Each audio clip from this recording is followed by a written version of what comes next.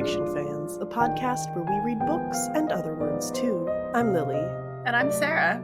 And today we'll be discussing Wintersmith by Terry Pratchett. But first, what's something great that happened recently? I got triple the amount of cherries on my cherry tree this year as I did last year. Congratulations. Was that 3? 6. Oh. I think I got 2 last year. But that's still triple the amount of cherries, so I'll be rolling in cherries in no time.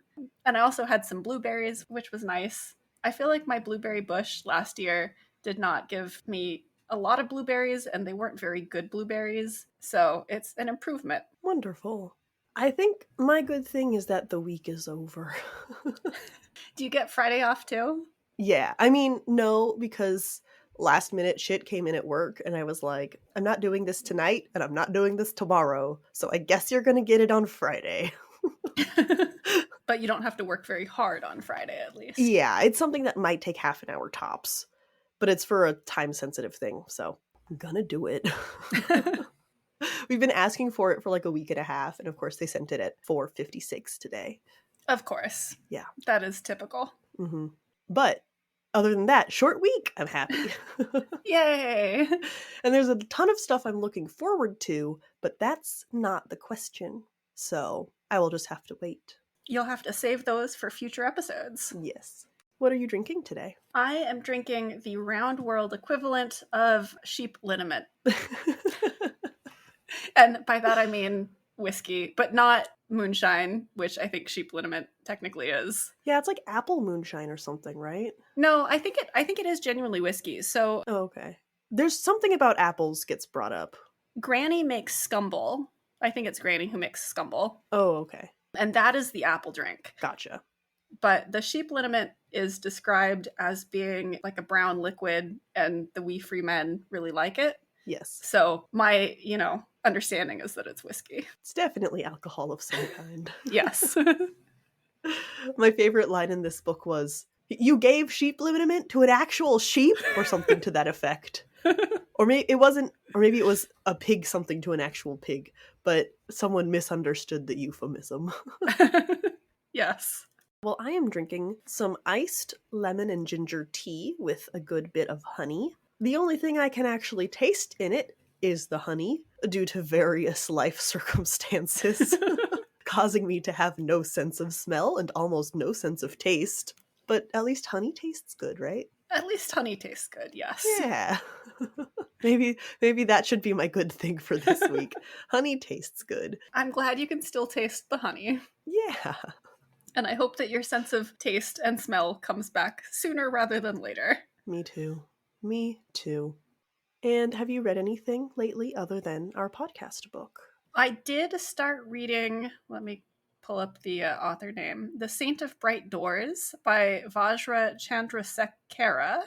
And I'm only on chapter 2. Actually, no, I'm on chapter 3 because chapter 2 was like a page.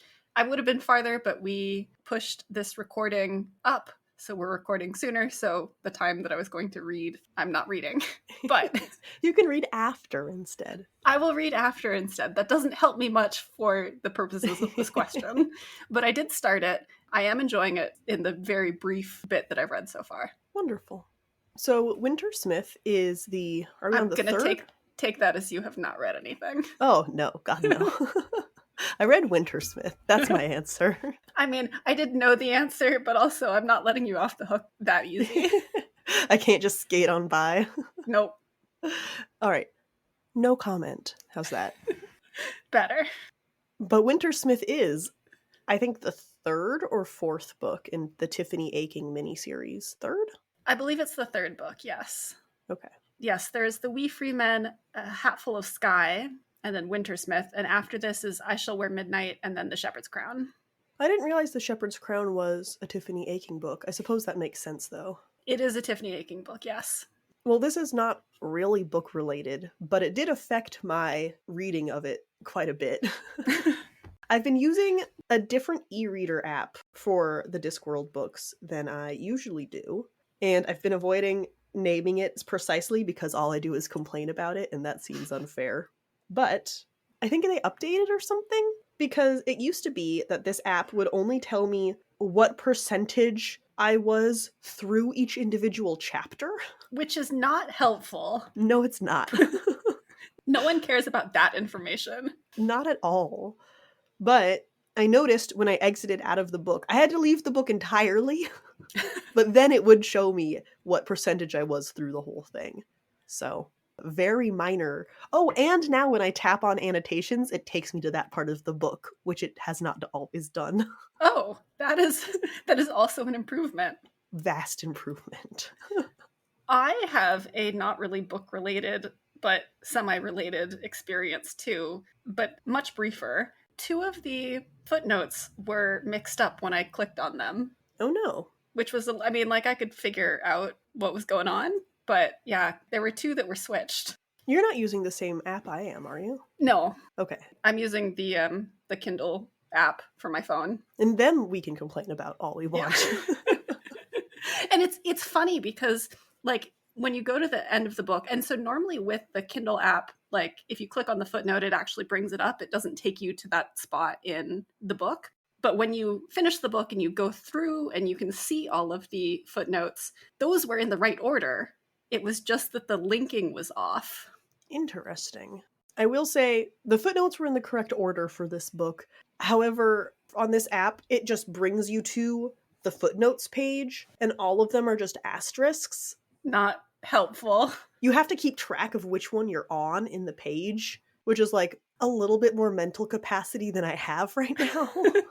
That is kind of terrible. A little bit. But there aren't a ton of footnotes in this book, so. Yeah.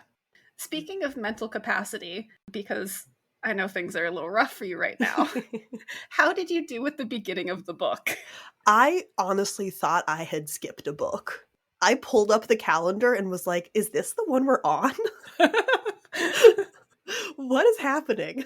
For listeners who have not read Wintersmith, Wintersmith starts with a scene from the very end of the book, or from the end of, like, everything that's happened. And then we kind of go back to the beginning after that. And so it can be a little confusing because there's no indication that you're being dropped in at the end of the story.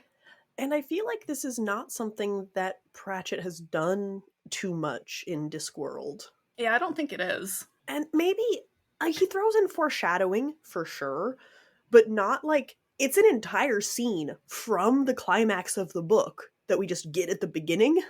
Yes. We don't see it again at the end. It's just like, and then you know what happens. Yeah. Which I did. And when you start seeing the bits and pieces that you remember from the first, I guess it's not a spoiler because it's the first chapter. But we know that her little brother, her youngest brother, is in danger. And when there's just a line with like, he wants to do what big kids do, you're like, oh fuck, that's right. Oh no. And the like immediate dread just from that really innocuous line, because we know what's going to happen, was like very well done. Yeah. I mean, for all that it is kind of confusing, and I definitely spent a moment thinking, wait, I'm not forgetting something from the end of the last book, am I? And then I realized, no, this is just what this book does. So for all that it's confusing, I actually kind of like it because it is different and it does set the stakes immediately, where if you didn't have that beginning scene, you spend a lot of the book going, oh, it's not actually so bad. Like, the stakes aren't actually that high. Everyone is just kind of making a big deal out of it. But because you do see the danger immediately, you're like, oh no, shit's going to be bad if Tiffany doesn't fix it. Yeah. And, I mean, for all that it was confusing, it explains very quickly what's going on. Yes. It's not like you have to struggle through it for any amount of time. I was just really not expecting it, and so I had to sort of recalibrate. But it was a very cool way of doing it. And like you said, it allows the almost charming hijinks of the Wintersmith, who gets a crush on Tiffany and tries to impress her by doing things like carving glaciers into her shape and writing her name in frost on windows. And it's just like kind of cute and silly. But you have this in the back of your head the whole time of like, he's gonna end up killing people eventually. Yeah. And again, a lot of that feels like spoilers, except the book starts with it. Yes. Okay, nothing to do with the Wintersmith, but I know how much you love Granny. And she is very excellent in the Tiffany Aching books. Still prickly in a way that I don't really respect, but excellent overall. However, at one point, Tiffany gives her a little kitten, and she locks the kitten out. And I was like, I'm gonna climb into this book and fight you, Granny. I don't care if you're too cool for school. Don't, like, lock a baby outside because you think it, like, will ruin your image. She only locks the cat out until Tiffany goes away. I know. She redeems herself very quickly and then is clearly enamored by the kitten in her own way. I mean, she carries the cat around on her head, under her hat. It becomes adorable. But in that moment, I was just like, oh no. Yeah, I mean, that's fair. The first time that I read this book, because this is a reread for me, the first time I read this book, I had the same response. I was like, Granny, I love you, but you can't treat cats that way. You can't treat pets that way. No. And I was also ready to throw hands, and then she made it better. Well, as this is a Tiffany Aching book, and we get, the continuation of her education as a witch, we did still get the being a witch sure is thankless work revelation again. And I feel like she's had this every book so far. And I guess that's just for the reader in case they haven't read the other ones, or I don't know, but it's getting a little old. I mean, okay, I disagree, but I don't entirely disagree. I don't think that she has that revelation in this book. I think that revelation was firmly a hatful of sky, and she knows that. But part of this book is essentially teaching that to another witch. So as the reader, we get that revelation again, but it's not Tiffany who's having it. I guess I'm talking about something that happened in chapter 3. Maybe it's more, I think in chapter 3 it is just for the reader's benefit. Can't give you a page number, the downside of ebooks. Do you have the quote? Of course this is stupid, she told herself, but being a witch is stupid. Why do we do it? It's hard work for not much reward. What's a good day for mistreason? When someone brings her a second-hand pair of old boots that fit properly. What does she know about anything? Yeah, see, I think that is for the reader, and especially because this is aimed at young adults, and so the messaging is a little more heavy-handed than sometimes. Yeah, I think that's to remind the reader that that's where Tiffany's at. Yeah. Yeah. But because we've read these, and I feel like we've had quite a few Tiffany Aching books, not in a row, but... Well, obviously they become more frequent at the end. Like, we are definitely firmly in the last 10 books of the series. I think Wintersmith is actually 35 of 41. So unlike the City Watch books, for example, which I feel like are very spread out. Yeah.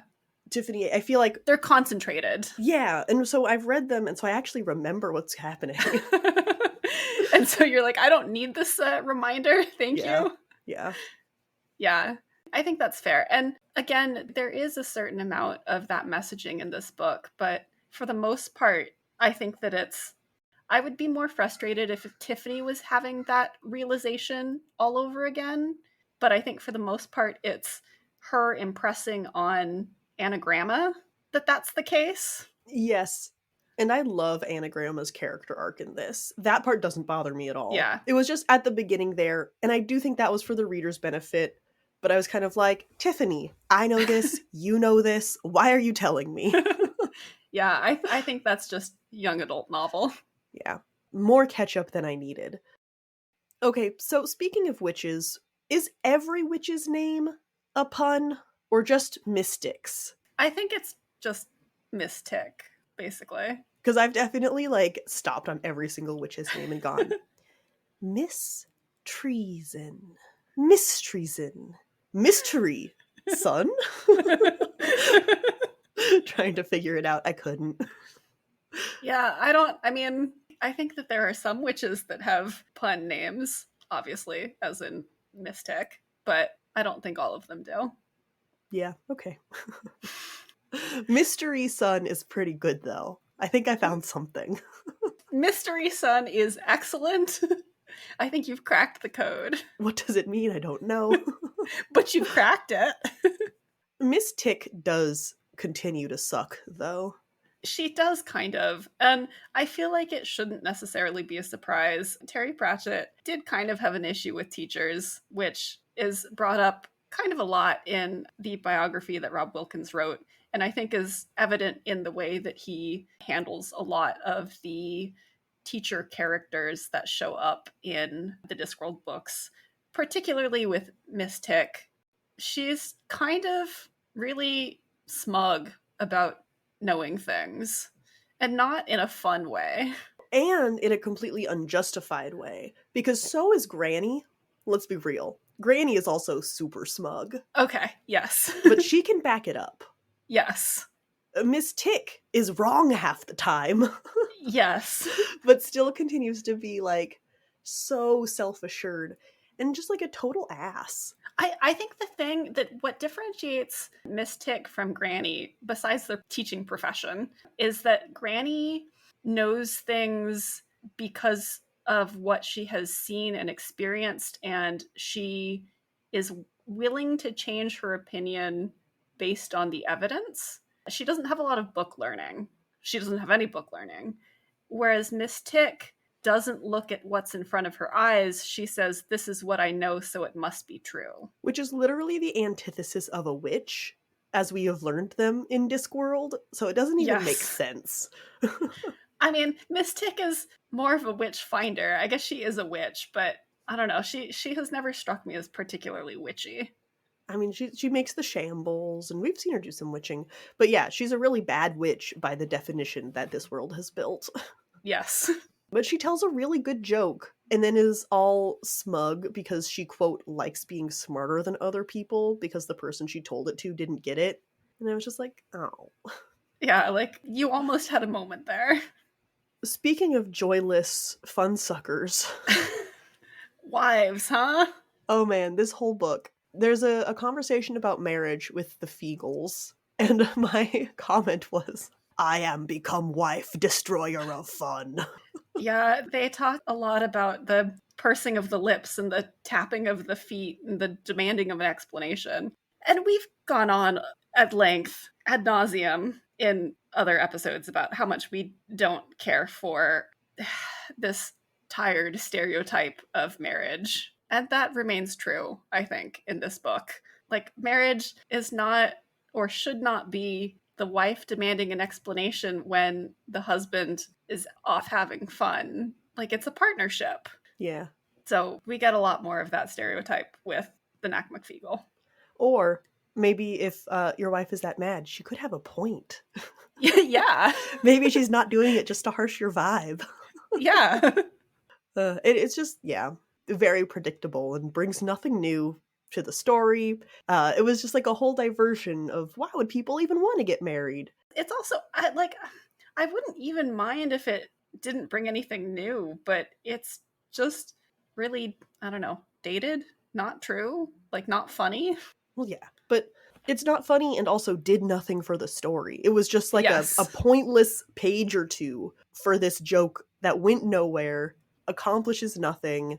It's just there to be funny and then isn't. This is the worst of both worlds.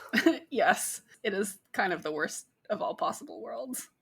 But that aside, I really loved this book. We can't talk about any of the fun parts in the non-spoiler section.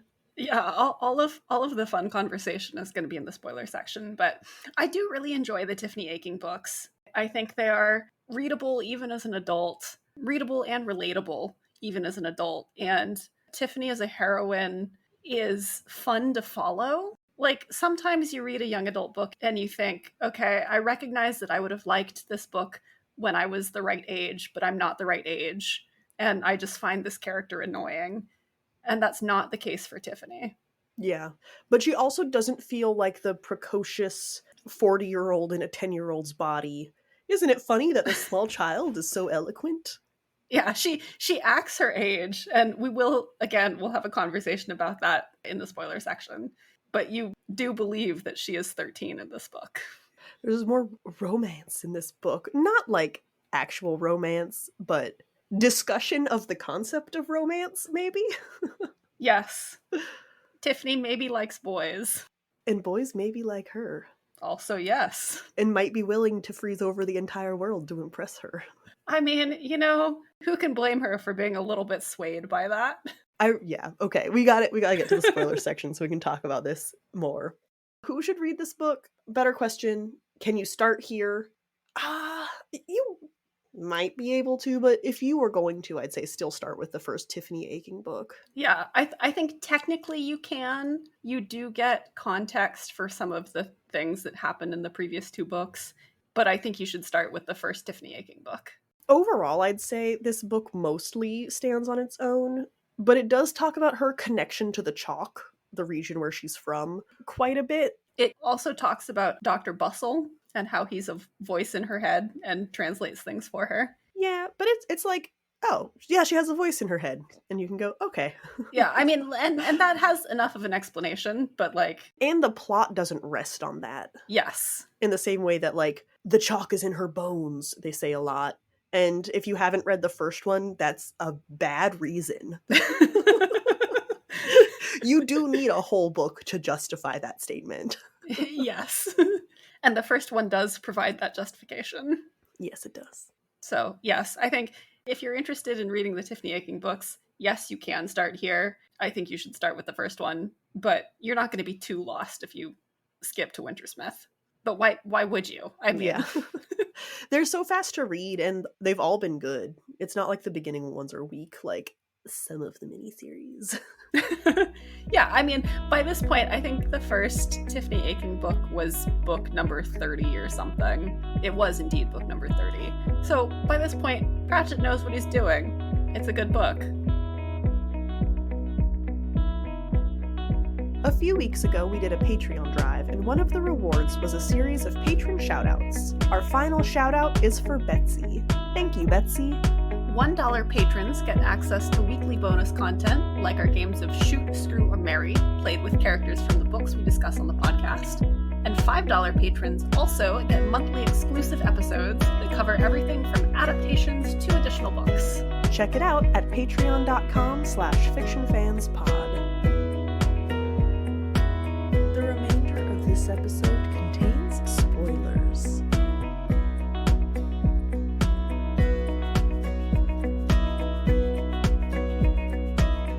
Tiffany is the 13iest 13-year-old girl who has ever 13'd.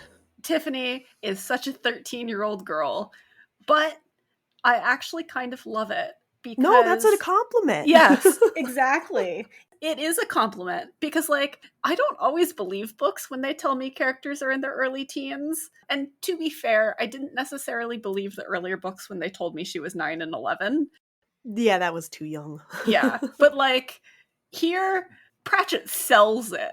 Tiffany is a 13-year-old girl with everything that entails. She's a little too self-aware. Or maybe the book is a little too self-aware. But maybe that's the witchy aspect of it. Yeah, like, I'm willing to file that under Tiffany's a witch. She's a young witch. But she is a witch and she's pretty good at it for all that she's 13. She can tell when she's being 13. Which, yes. If I could tell I was being 13 when I was 13, I would have died. Except she can't always tell, for example, in the sphere of romance. She's not always aware when she's crushing on someone or when they're crushing on her. No, absolutely. But she is always, like, immediately downplaying it. That's not exactly the right word. Deprioritizing it. In a way that I think a 13-year-old with a crush would not necessarily have the acumen to do.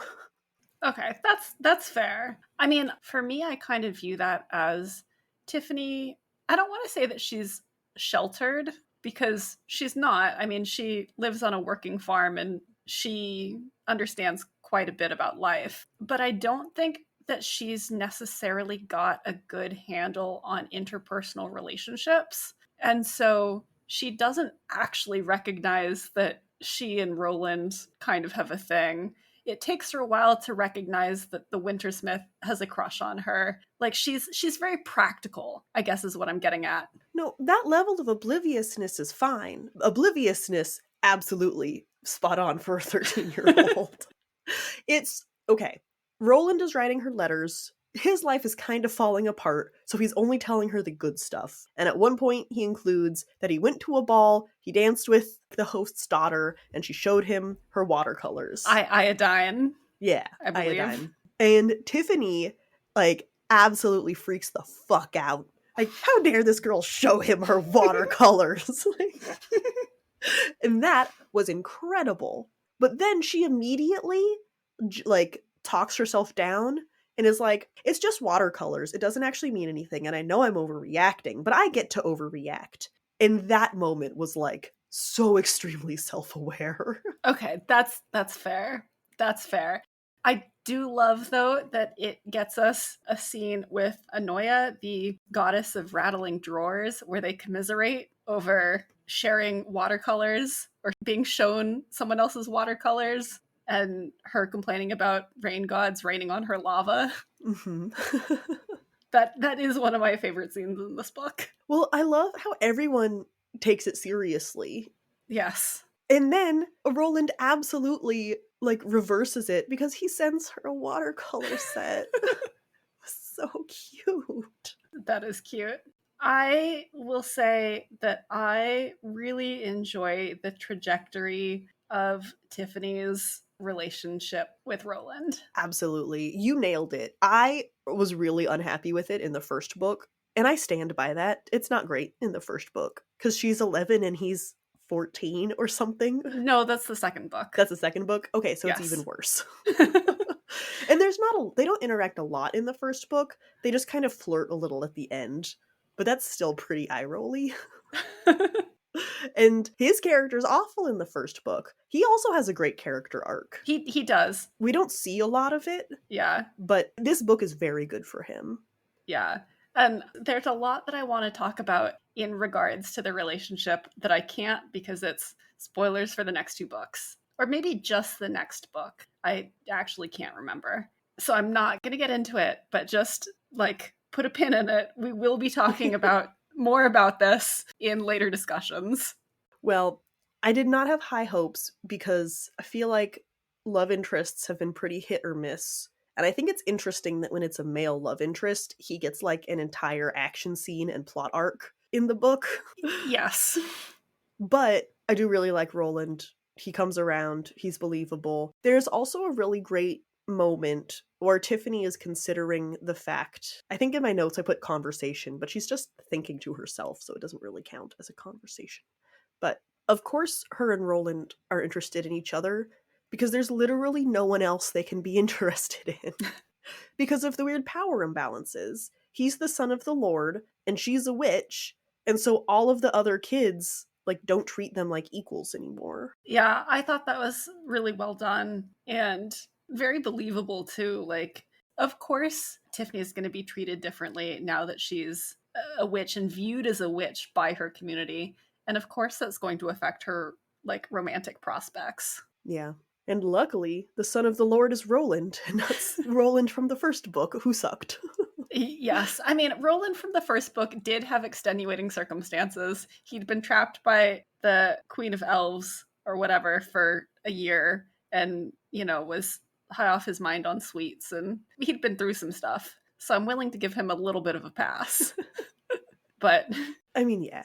I do also like, going back to our discussion about Tiffany being very 13, I do also like that she thinks she's outsmarting Granny all of the time in this book. And sometimes she does genuinely, like, get one over on Granny, like with you, the cat. But Granny is canny and knows what she's doing.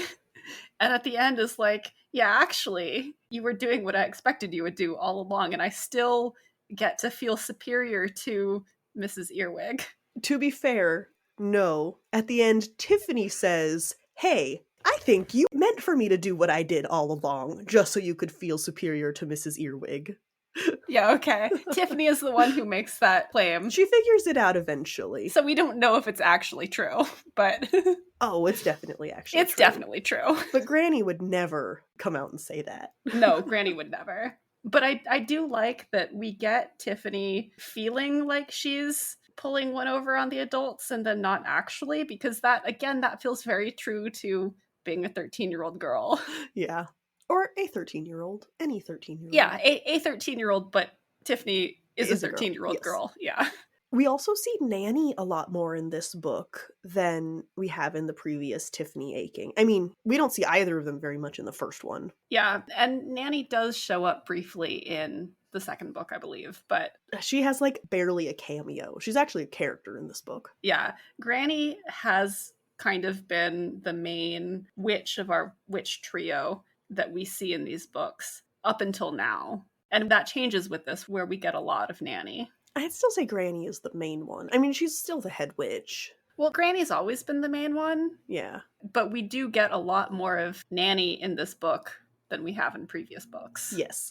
I don't know if we get more than we get Granny, though. No, that wasn't what I meant to imply. Okay. But this is a really good book for her. We get to see her being kind to Tiffany when Tiffany is, like, done fucked up. We get to see her witching, which we don't see that much. Because let's be honest, when Granny and Nanny are around, which one of them is doing witch stuff? It's Granny. Yes. So Tiffany Aching staying with Nanny and following her on her witch duties, we actually get to see Nanny, like, be really good at what she does, which we don't see very much. She's often played for laughs, and she still is. She's still raunchy, but she doesn't talk down to Tiffany too much. I mean, she does a little bit. She's an adult. They always do. And then also, Tiffany got to see a different witch lifestyle, because I don't think any of the other adult witches that Tiffany has learned from have had relationships. Yeah, I think most of the witches that we see Tiffany learn from are kind of in that Granny stereotype of a single witch in a cottage. Well, because they're all the witch stereotype of scary old lady who lives alone. Yes. And I mean, I'm only speaking vaguely because it's possible they were married before, but they're like, by the time Tiffany's learning from them, they're all single. Yeah, I'm pretty sure that it's explicitly said that Miss Treason wasn't. I think that the witch that she learns from in A Hatful of Sky had a relationship, but it didn't work out. Because of the whole twins thing. Or possibly it was just a miscommunication, but for whatever reason it didn't work out. Yeah. But as far as lifestyles go, I think it was really, like, if Tiffany was a real kid, it would be very good for her to see that, you know, there's more than one way to do this. Yes, especially because Tiffany does kind of defy some of the witch stereotypes. Even as a child, like, she doesn't like to wear black, for example. I mean, I think that's the only thing, really, but... No, because she very much emulates her grandmother, or I should say admires her grandmother, who was not a witch of this culture. Yeah. She wasn't even part of that community, right? At least as far as we know. I mean, explicitly, yeah, she was not part of the community. And so it's very... well, is it implied, or does Tiffany come out and say that she intends to live in the chalk and be a sheep witch like her grandmother was? She's just in Lancre for learning. I'm pretty sure that's explicit. I think that's explicit, yeah. And, like, yeah, Tiffany does, like, intend to have romantic relationships, and she intends to be part of her local community, which is different from the Lancre communities. I mean, they do have kind of different cultures because they're from different places. Yeah. And so I feel like Nanny is, well, personality-wise, nothing like her grandmother, but... As far as witching style goes. I don't even know that I would say Nanny is particularly like Granny Aching, but I think that Nanny does show Tiffany that there are different ways of being a witch that are just as effective and just as valuable to the community. Like, you don't have to fit this one very strict mold. Especially because so much of the witching that Tiffany has learned is based off of the story, right? You make them believe that you are a big, powerful witch, and then they will act like you are, and that's, like, where a lot of the power comes from. Headology, as some of the early witch books have called it. And so, like, there are ways of navigating that social hierarchy without just being isolated. Yeah, without having to send off to Ankh-Morpork for a fake nose and fake cobwebs, things like that. Yeah. I will say, though, yes, I loved seeing more of Nanny in this book, even though I like Granny better. I do still love Nanny, but I'm still not a fan of how she treats her daughters-in-law. That comes up in this book again, and I'm like, please, Pratchett.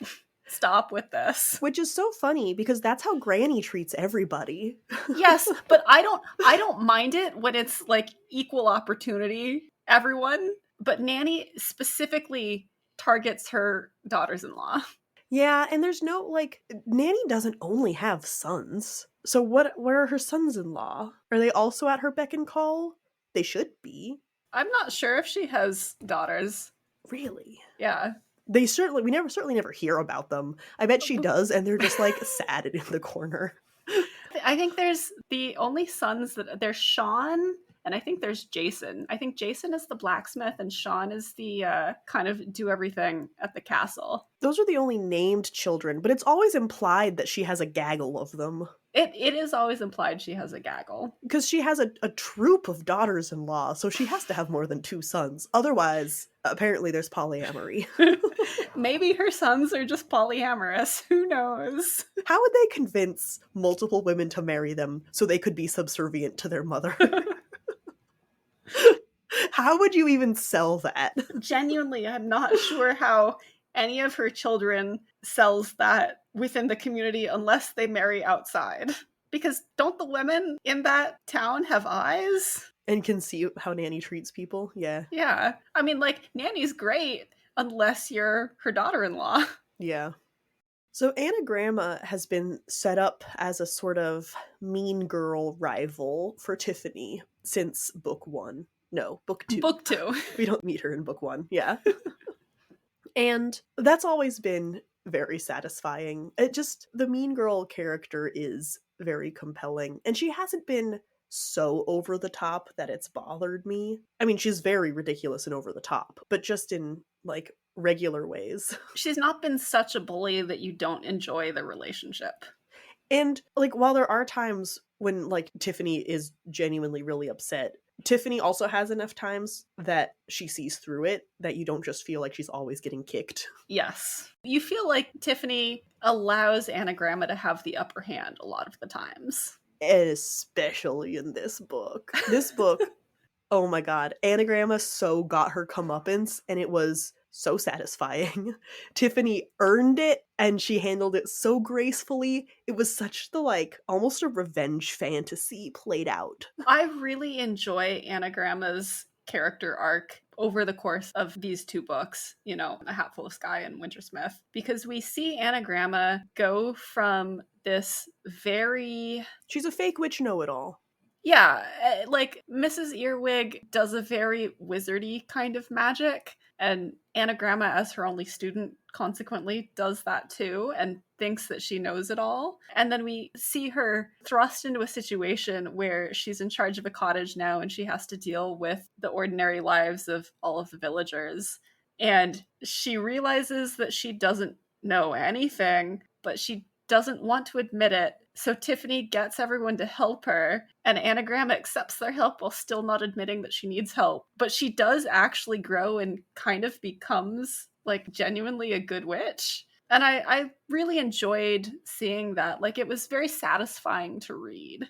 And her personality doesn't change. She's still not kind to Tiffany. But she's a little bit less full of herself. I mean, she still acts full of herself, but you have to. You're a witch.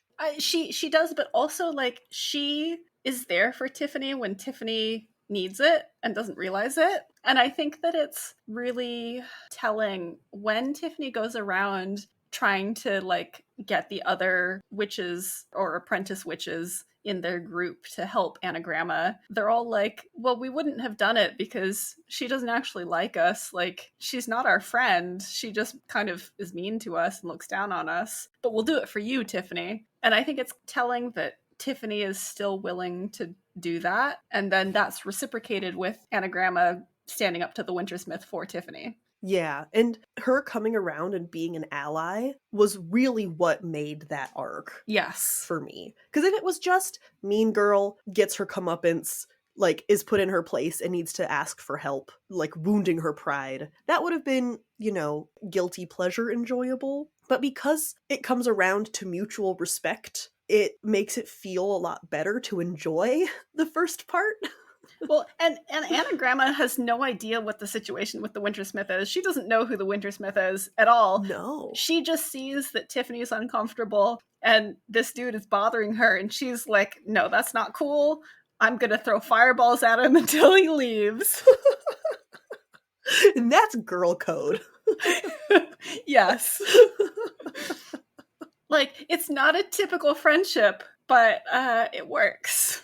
No, but that's the thing, right? The whole book, we see the adult witches interacting, and the narrative is always the more polite they are, the more they dislike each other, kind of thing. And so it sort of feels like these two young women have reached that point. Like they're coworker or colleagues more than coworkers. They need to be able to rely on each other when they need help. They don't have to like each other. They don't have to hang out, but they've gotten to that point where they can help and support each other and just leave it at that. Well, I think it's really interesting to see the relationship of the older witches where it is very much, we'll be polite, but that's a sign that we don't like each other.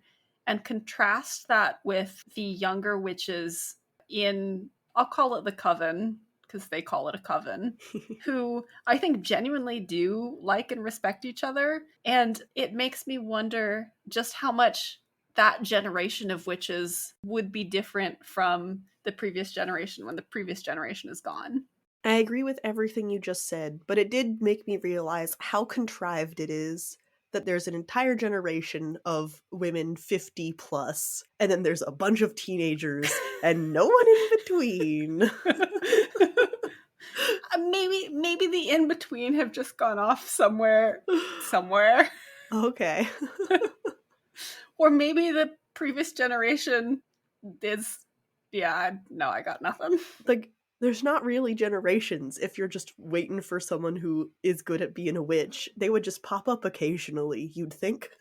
You would think. So that's a little... Yeah. But it's fine. It wasn't so bad that it bothered me until you just said it that way, and then I was like, that doesn't actually make any sense. I mean, that's not actually how, like, workplaces work and the workforce works. I mean, they're witches. That doesn't have to be like the workforce. But if they were just... Unless you're telling me that for 50 years, no one in all of Discworld was born with the propensity to be a witch, and that would be kind of terrifying. What happened? Maybe they all decided that other fields were more lucrative. They all married kings. Yes. I mean, Magrat does, so... That was the joke, yes. I feel like Miss Tick kind of takes the place of that third punching bag witch in this book. Not officially, but we see her the most interacting with Granny and Nanny, and she's definitely the, like, young dumb one. You know, I hadn't thought of it that way until you said that, but I do think you're right. I do think she is kind of the third in the trio in these books. And then, of course, there's all of the independent witches who Tiffany lives with and learns from, but they're not, like, working with Granny and Nanny the same way. Yeah. And I don't think that Miss Tick works with Granny and Nanny in the same way that Magrat did, or that, what was her name? Agnes did.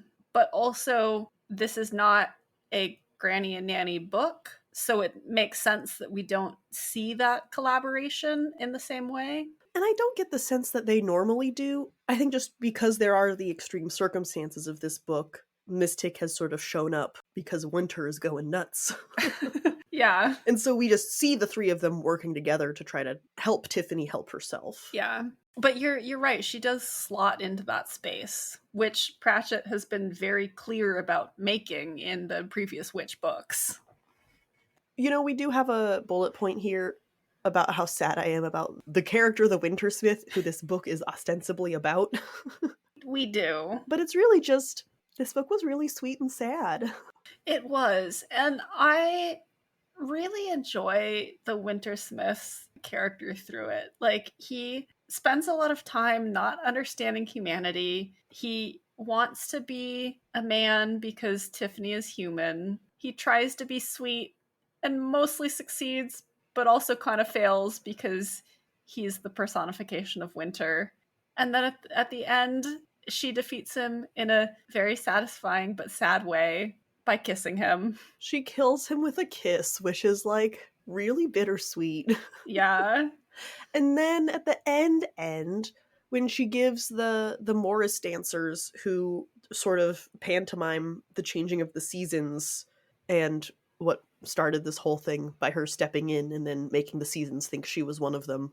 And she makes a ring for herself out of the nail that she got from the Wintersmith's remains, and then gives the nail to, like, as a tip to the dancers, and it's kind of implied that the Wintersmith spirit received it. Yeah, it was the fool who was going around asking for tips. Yeah. And you're right, it is implied that for a moment it's the Wintersmith. And it's like, I don't know, this entity got confused and liked her and tried to impress her and did it bad and didn't really understand what was going on. I don't know if I would say he did it bad, because she was quite impressed for a Okay. lot of the book. She was not wooed. How's that? She wasn't wooed, but she was impressed. Maybe that's the problem. He wanted to impress her, but wanted the result of wooing. Yes. And it wasn't just, wow, you're the biggest and the strongest, and therefore I shall marry you. Yeah. Can we also talk just a little bit about how I really appreciated that even though there's this kind of subplot where the Knack McFeagle need to find a hero who will bring Summer back, and they find Roland and he does bring Summer back, that's still separate from Tiffany defeating the Wintersmith? I was very glad, because when it was fixing up that Roland was going to go rescue the true Lady Summer, I was like, come on, Tiffany doesn't even get the big scene in her own fucking book. Right. So when she got her own, I was like, okay, I'm okay. Yeah, like I can appreciate Roland going on that quest only because Tiffany is the one who defeats the Wintersmith. And so, yes, Roland brings the Summer back, but Tiffany did a lot of the hard work. Yeah. And it's very cute. At one point, does he say it in his head or to the Feagles that, well, she went on a quest to rescue me, so I have to do this?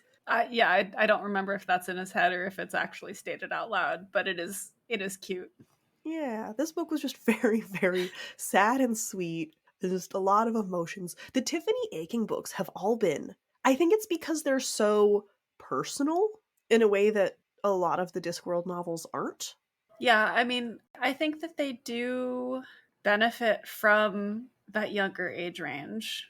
Like, I think that meant that Pratchett focused more on the individual and less on the kind of grander scheme of things. Yeah. He chose to make them personal because they're for a younger audience, not being for a younger audience made them personal. Yes. Okay. And I also feel like there's less spectacle. Yes. It's not like, look at all the bonkers stuff I can do, which is delightful. I do think that he tones down some of the ridiculousness of Discworld for these books. Yeah, they have a very different tone. Very different tone. We get some of that kind of more in the background than the foreground with these. It makes it a very different reading experience. One that I quite enjoy, but very different from the other Discworld books. Yeah, I mean, I love all of the Discworld books, but I love these too. I mean, it's just that question of, like, mood reading, right? Yeah. Are you in the mood to sniffle a little bit or chuckle a little bit? Yes. You'll probably do both for either, but, like, which one's the focus? Yes. Yeah, very, very good book. Yeah. I think that Wintersmith I'd only read once. I'm pretty sure that the Tiffany Aching books I'd only read once.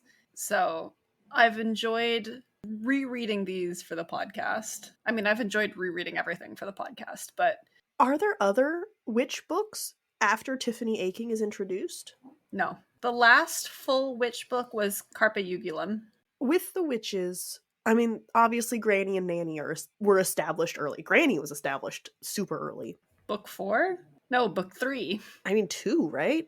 No, book 3. Well, not 2, but yeah. Equal Rights is number 3. Yeah, I know, but Color of Magic and Light Fantastic are kind of combined in my head. As the series has gone on, Pratchett has sort of played with who their third should be. And it seems like, I mean, obviously Tiffany's not their third, but having them in this role and having Tiffany be the main character has felt really good for them. Yeah. I mean, I do think that as Discworld as a series has progressed, Pratchett has kind of told the stories that he wanted to tell with all of the characters. And so the characters that he utilizes in the later books are not the characters that he told stories with in the beginning of the series. You know, like we don't see any full witch book after 1998. Okay, my argument, however, is that saying that the Wintersmith is not a full witch book is purely because Tiffany Aching is in it. Well, yeah. Because it has it's got the coven, we've got Nanny and Granny, it's all about witches. The only reason why it's not considered a witches book is because the Witches series became the Tiffany Aching series. Yes. But I don't think that we're disagreeing with each other. I think that our points are kind of dovetailing. Like, I'm saying that he told the stories that he wanted to with Nanny and Granny and their ever-changing third, and now he's telling the stories with Tiffany Aching. And yes, we still get some of the witch characters, but the focus of the series has morphed. I guess. The focus of the early books were always on the third person, though. I would disagree, because the third person, except maybe in Carpe Ugulum, I would not say that the third person was the main character. What about Masquerade? Okay, Masquerade, yes. I will admit to that one. And I even like Lords and Ladies. No, Lords and Ladies, I think, was very much I think it's purely Granny. Not purely Granny. Obviously, there were other characters. But I think it was very much a Granny book. Okay. Well, I'm saying that the witch dynamic we are continuing to see in this book specifically. The first Tiffany Aching book, no, obviously. But the second and third one really do just feel like a witch book to me. And it just happens to be called Tiffany Aching through a quirk of definitions. Because Tiffany Aching is the main character, not Granny and Nanny. Yeah, except plenty of the witch books had a different main character. I wouldn't say plenty. Masquerade isn't an Agnes book. I wouldn't say plenty. Yeah, but them being the main character is not the defining quality. 2 of them. Yeah. And if those are considered witch books, then so should Wintersmith. Actually, I think Carpe Ugulum maybe the main character for that was Granny still. Okay, we have to talk about how we're defining main character. We do. And we can argue about that later. Probably not this discussion. That's another one where I think we would have to read this mini-series all in a row to properly have a conversation about, because we haven't read the beginning witch books in a very long time. Okay, so what you're saying is that when we finish our Discworld reread, we are going to go back and do mini-series discussions. Maybe. Okay, gotcha. I'll mark those off on the calendar. Great. Thank you so much for listening to this episode of Fiction Fans. Come disagree with us. We're on Twitter, Blue Sky, Instagram, and TikTok at FictionFansPod. You can also email us at fictionfanspod@gmail.com. If you enjoyed the episode, please rate and review on Spotify and Apple Podcasts, and follow us wherever your podcasts live. We also have a Patreon where you can support us and find exclusive episodes and a lot of other nonsense. Thanks again for listening, and may your villains always be defeated.